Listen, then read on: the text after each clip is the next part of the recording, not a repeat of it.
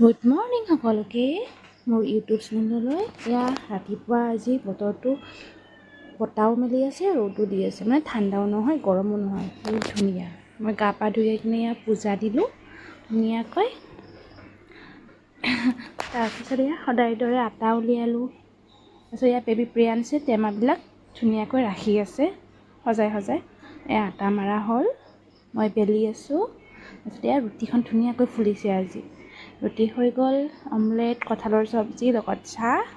তাৰ চব খাই মেলি বাচন বৰ্তন ধুলোঁ। ধুই উঠি কিনে এয়া কুৰ্তা এটা কাটিম বুলি ভাবিছোঁ, নিজৰ ভাগৰ দেই। তো এয়া কুৰ্তা এটা কাটিলোঁ, কাটি কিনে ভাত পানী খাই শুই গ'লোঁ। যিহেতু আৰু এই ব্লাউজটোতো বহুত দিন আগতে কাটি থোৱা আছে, বনোৱা নাই। এয়া ভাত পানী খাই শুই গ'লোঁ। উঠি কিনে এয়া পাস্তা বনালোঁ, চাহ বনালোঁ। বনাই কিনে বেবী আৰু প্ৰিয়াঞ্চে বেবী প্ৰিয়াঞ্চ আৰু মই বহি কিনে ধুনীয়াকৈ মস্তি কৰি খালোঁ। গাখীৰেৰে বনাইছোঁ, ইউটিউবত ইয়াৰে লিংক দিয়া আছে, ধুনীয়াকৈ পাস্তা ৰেচিপি ধুনীয়াকৈ চাই ল'ব, সেনেকৈ বনাব। মই তেনেকৈয়ে বনাইছোঁ আৰু দুজনে ধুনীয়াকৈ মস্তি মাৰি খাইছোঁ একদম। গোটেইখিনি খাব নোৱাৰিলোঁ, দুজনে বহুত বেছি হৈ গ'ল। তো এয়া মোবাইলৰ পিনে চাই কিনে অলপ পষ্ট।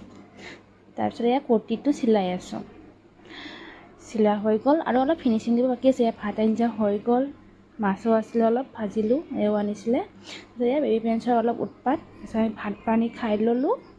এয়া ৰাতি হ'ল, তো আমি ধুনীয়াকৈ শুই গ'লোঁ। Bye bye, good night. কেনেকুৱা লাগিলে জনাব ভিডিঅ'টো।